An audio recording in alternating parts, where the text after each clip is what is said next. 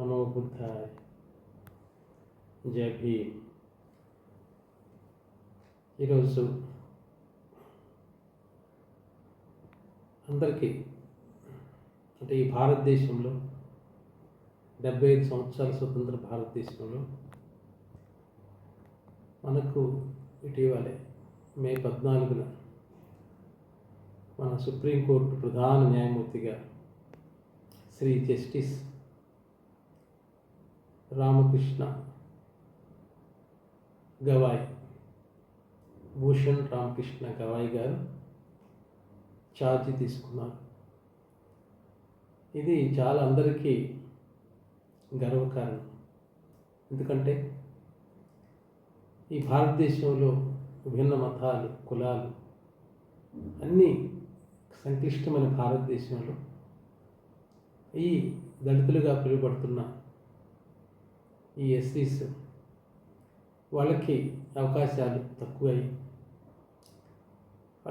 వాళ్ళకి అవకాశాలు కల్పించాలి, ఈ భారతదేశం అందరి జనాల్లో కలిసిపోవాలి, ఈ అంటరానితనం అనేది రూపుమాపాలని డాక్టర్ బిఆర్ అంబేద్కర్ గారు, గ్రేటెస్ట్ ఇండియన్, మనకి రాజ్యాంగంని నిర్మాతగా ఉండి మనకి రాజ్యాంగాన్ని ఇచ్చారు.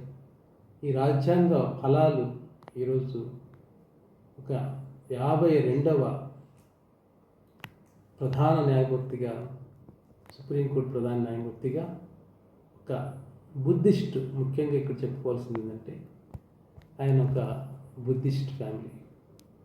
వాళ్ళ నాన్నగారు అంబేద్కర్ గారు 5 లక్షల మందికి ఒకేసారి బుద్ధిజం ఇప్పించారు నాగ్పూర్లో. ఆయన దాంట్లో ఉన్నాడని చెప్పి నాకు తెలిసింది. నిన్ననే సోషల్ మీడియాలో వాళ్ళ అమ్మగారు కూడా మాట్లాడారు. మా కుటుంబం, మా బాబు ఈ స్థాయికి వచ్చారంటే ఆయన మనకి, మన భారతదేశం గర్వించదగ్గ డాక్టర్ బిఆర్ అంబేద్కర్ వల్ల, ఆయన రాసిన రాజ్యాంగం వల్ల అని చెప్పి తను చెప్పుకున్నారు. ఈరోజు ఎన్నో సమస్యలు ఉన్నాయి మన భారతదేశంలో. ఈ మత సామరస్యాన్ని కాపాడుకోవాలి మనం. మన సెక్యులర్ దేశం, మన కాన్స్టిట్యూషన్ ప్రకారం మనం ఈ కాన్స్టిట్యూషన్ మనం ఫాలో అవుతున్నాం. నిజంగా మనకు అన్నీ కూడా ఈ రాజ్యాంగం, ఎందుకంటే ఇక్కడ మతాలు అనేవి పోవు, కులాలు అనేది స్లోగా వాళ్ళు పోగొట్టుకునే అవకాశం ఉంది. మతం అనేది పోతుంది, ఒక వాళ్ళ జీవన విధానం. అన్ని మతాలు, హిందూ, ముస్లిం, క్రిస్టియన్స్, బుద్ధిస్టు, సిక్కులు అందరూ కూడా కలిసి జీవించాలి, సమాజం రావాలని ప్రతి ఒక్కరూ కోరుకోవాలి. ఈ సందర్భంగా నేను కోరుకునేది ఏంటంటే ప్రతి ఒక్కరూ మన గ్రేటెస్ట్ అంబేద్కర్ గారి వల్ల ఇలాంటి మన భూషణ్ రామకృష్ణ గవాయ్ గారు లాంటి వాళ్ళు కూడా మన chief justice of India, supreme court chief justice అయ్యారంటే చాలా గొప్ప విషయం. ఆయన ఎన్నో సమస్యలు ఉన్నాయి, ఆయన ద్వారా కొన్ని మంచి సమస్యలన్నీ కూడా తీరాలని కోరుకుంటున్నాను.